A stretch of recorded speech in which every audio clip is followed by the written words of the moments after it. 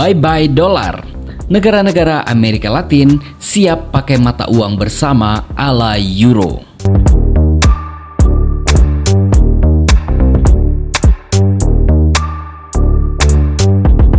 Negara-negara di benua Amerika Latin atau Amerika Selatan siap meninggalkan dolar Amerika Serikat. Dua negara di benua itu yakni Brazil dan Argentina kembali membahas persiapan mata uang bersama pada pertemuan puncak di Buenos Aires pekan ini dan akan mengundang negara Amerika Latin lainnya. Brazil dan Argentina akan mengembangkan mata uang bersama. Hal ini diungkapkan oleh Presiden Brazil Luiz Inácio Lula da Silva dan pemimpin Argentina Alberto Fernandes dalam sebuah artikel yang mereka tulis bersama. Kami bermaksud untuk mengatasi hambatan pertukaran kami, menyederhanakan dan memodernisasi aturan, dan mendorong penggunaan mata uang lokal. Begitu tulisnya dalam situs Perfil dikutip oleh Reuters pada hari Senin 23 Januari 2023. Dilansir dari Financial Times pada hari Senin 23 Januari 2023, sebenarnya gagasan mata uang bersama ini sudah dibahas sejak 2019 silam. Namun pada saat itu hal tersebut masih mendapat penolakan dari Bank Sentral Brazil. Brazil mengusulkan SUR atau Selatan sebagai nama mata uang bersama. Nantinya mata uang ini akan berfokus untuk meningkatkan perdagangan regional dan mengurangi ketergantungan pada dolar Amerika Serikat. Akan ada keputusan untuk memulai mempelajari parameter yang dibutuhkan untuk mata uang bersama, mulai dari masalah fiskal hingga ukuran ekonomi dan peran bank sentral. Begitu kata Menteri Ekonomi Argentina Sergio Massa dikutip dari Financial Times. Sergio Massa mengatakan jika pembahasan mata uang bersama ini akan menjadi studi tentang mekanisme integrasi perdagangan dan akan menjadi langkah pertama dalam perjalanan panjang yang harus dilalui oleh Amerika Latin. Ini akan menjadi studi tentang mekanisme integrasi perdagangan. Saya tidak ingin membuat harapan palsu. Ini adalah langkah pertama dalam perjalanan panjang yang harus dilalui oleh Amerika Latin. Begitu lanjutnya. Awalnya dimulai sebagai proyek bilateral, gagasan tersebut nantinya akan diperluas untuk mengundang negara-negara Amerika Latin lainnya. Lebih lanjut, Financial Times menyebut pengumuman resmi akan disampaikan saat Presiden Brazil Luiz Inácio Lula da Silva berkunjung ke Argentina minggu ini. Berdasarkan laporan Financial Times juga, nantinya serikat mata uang yang mencakup seluruh Amerika Latin akan mewakili sekitar 5% dari PDB global. Serikat mata uang terbesar saat ini yakni Euro mencakup sekitar 14% dari PDB global bila diukur dalam dolar. Proyek ini kemungkinan akan memakan waktu bertahun-tahun untuk membuahkan hasil di mana sebelumnya Eropa membutuhkan waktu 35 tahun untuk menciptakan Euro seperti saat sekarang. Pengumuman resmi diharapkan selama kunjungan Presiden Brazil ke Argentina yang dimulai pada Minggu malam.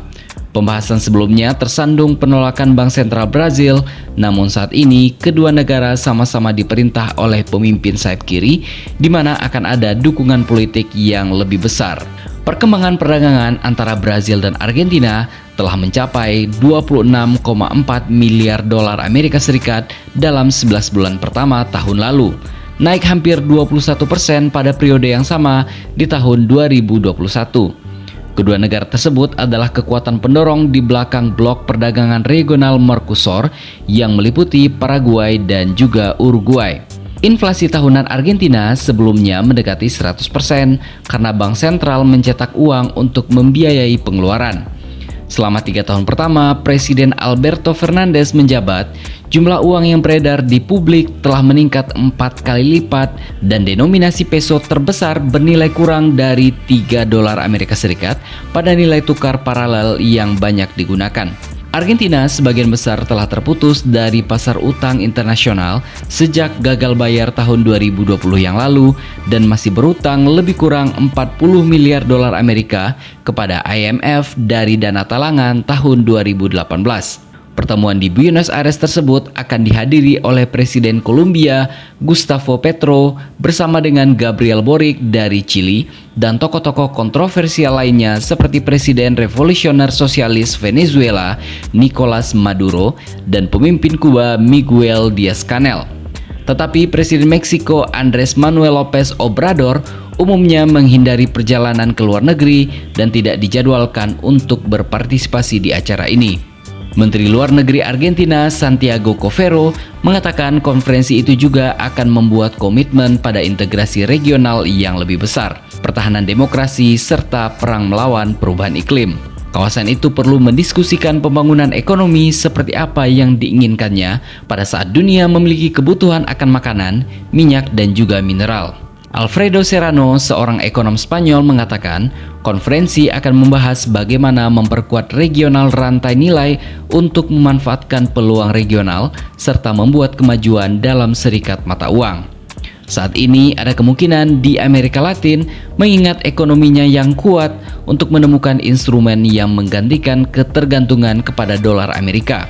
Itu akan menjadi langkah maju yang sangat penting. Begitu kata Alfredo. Sementara Manuel Canelas, seorang ilmuwan politik dan mantan menteri pemerintahan Bolivia, mengatakan bahwa CELAC yang didirikan pada tahun 2010 untuk membantu pemerintahan Amerika Latin serta Karibia mengkoordinasikan kebijakan tanpa Amerika dan Kanada adalah satu-satunya badan integrasi panregional yang bertahan selama periode tersebut. Namun Presiden sayap kiri Amerika Latin kini menghadapi kondisi ekonomi global yang lebih sulit, politik dalam negeri yang lebih rumit dengan banyak pemerintahan koalisi dan kurangnya antusiasme warga untuk integrasi regional. Karena itu, semua langkah menuju integrasi tentu akan lebih hati-hati dan harus difokuskan secara langsung untuk memberikan hasil dan menunjukkan mengapa itu berguna.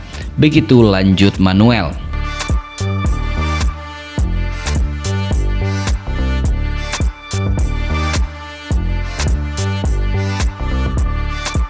Dari sini kita lihat bahwa langkah berani Amerika Latin ini akan menjadikan blok ekonomi besar baru yang bisa menggoyangkan kedikdayaan dolar Amerika dan euro yang belum pernah terkalahkan selama ini.